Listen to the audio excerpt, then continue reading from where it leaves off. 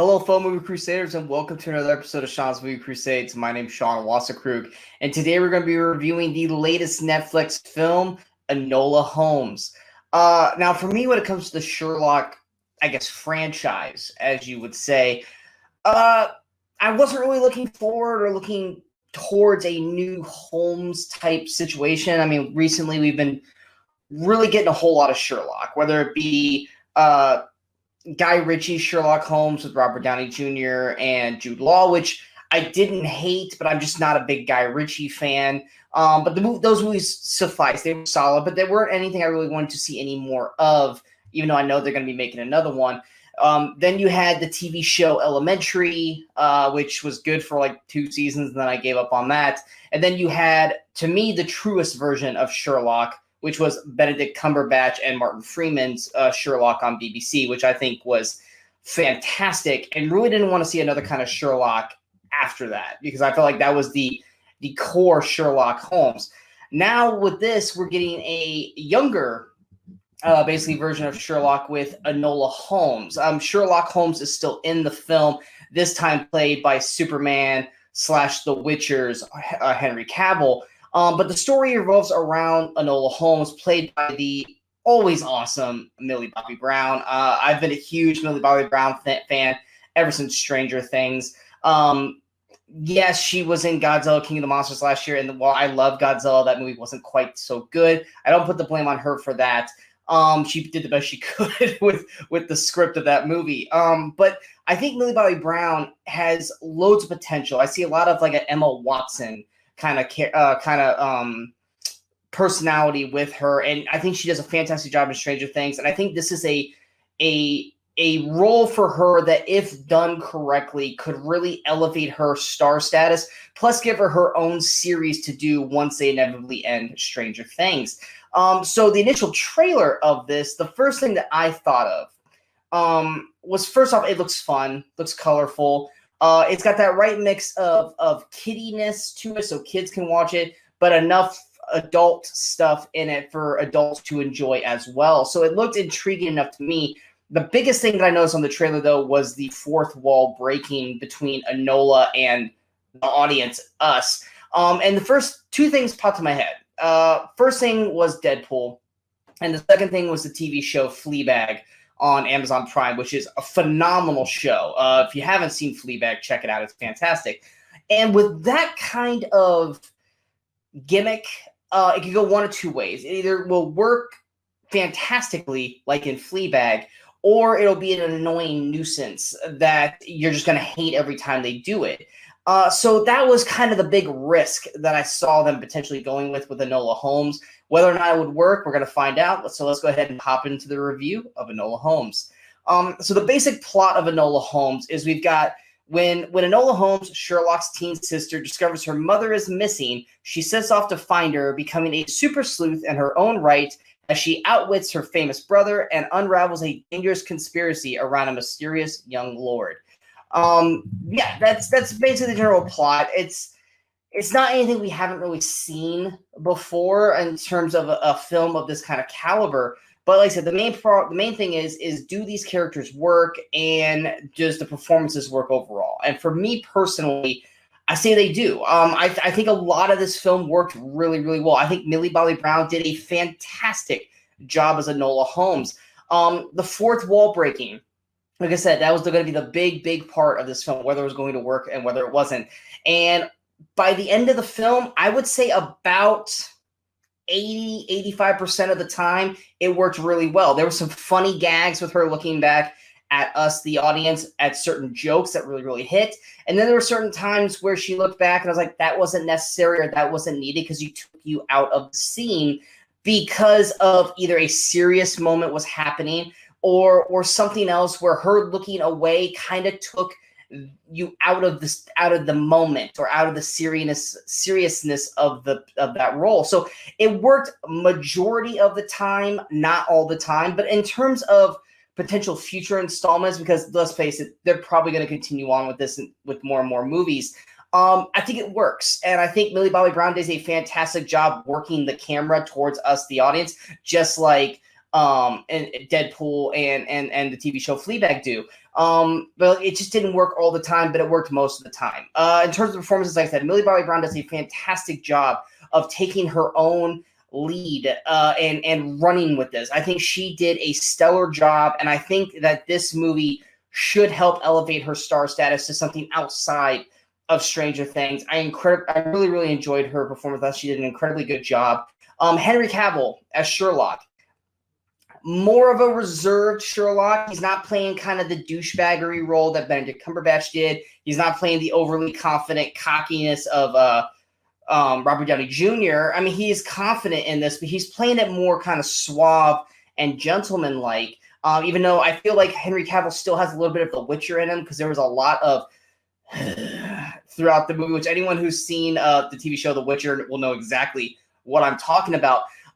Sam Claflin. Claflin. I probably said his name wrong. He plays Mycroft Holmes.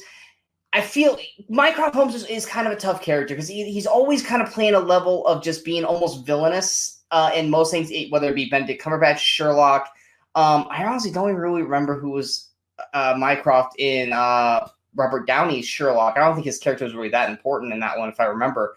But his character is kind of the villainous role in this. I'm not saying he is the villain, but in terms of trying to stop Enola from doing what she needs to be done, Mycroft is the person that kind of stands in her way. And Sam does a solid job, and honestly, he does a good job of playing the villainous kind of role to the point where you don't want to see him on screen. I wish it could have kind of given more of a antics between him and Enola, to where Enola would outsmart him or vice versa, to kind of give him a little bit more. But Mycroft's always one of those characters that he lets other people do the dirty work for him. So I get why they didn't do that, because they didn't want to make this too overly comedy or comedic or too overly kiddish. But I just felt like Sam's performance, while solid, could have gotten a little bit more meatier out of it. Henry Cavill's Sherlock, I think, was a really solid job. And you didn't want him to do too much in the movie because you didn't want Sherlock to take over this film. You wanted this to be Enola's movie. So I think they did a good mixture amount of Henry Cavill. I feel like they could have done a little bit more of Mycroft Holmes. Helena Bonham Carter, who plays Eudora, I think it was Eudora, but she plays the mother of all Holmes' children. Helena, I think, in the flashbacks, because the whole plot of this film is that she's missing and Enola's trying to find her. But in terms of the flashbacks that we got to see her there, I think Helena did a really solid job. I wish we would have gotten more of her in the film throughout. But I always liked Helena Bonham Carter. I think she's a fantastic actress, and she was solid in what she had to do in the film. The only other really big standout, Fiona Shaw as Miss Harrison. She kind of runs the primer school or whatever school, finishing school, I think is what they called it in the movie. She's solid in it. If anyone knows Fiona Shaw from Harry Potter and other performances, you know she's going to do a solid role as a supporting character, and she does that also. But the main other big namer is Louis Partridge, who plays Lord Tewkesbury. It sounds like a style name. Let's put it this way: his last name is ridiculous, but that's what they call him, and that's his last name in the movie. His character, I think, did a solid job. He didn't blow me away, but his chemistry with Millie Bobby Brown worked really well and kind of gave more development to her character as a whole, outside of everything that we see initially in the first part of the film. He definitely his character and their whole scenario together definitely blossoms Enola's character up more by the movie's end. His performance, though, it didn't blow me away. I didn't love it. I didn't hate it. He was just kind of that romantic piece there to evolve Enola's character up to the next level. But he did a solid job in it. I don't disagree or dislike his performance. It just didn't do anything really for me. In terms of the film itself, I think it was a good job developing and building Enola up from the character that we know her from the beginning to the character at the end. She did a really good job of being a good sleuth and hiding and doing all this stuff, trying to kind of be like a little bit like Sherlock.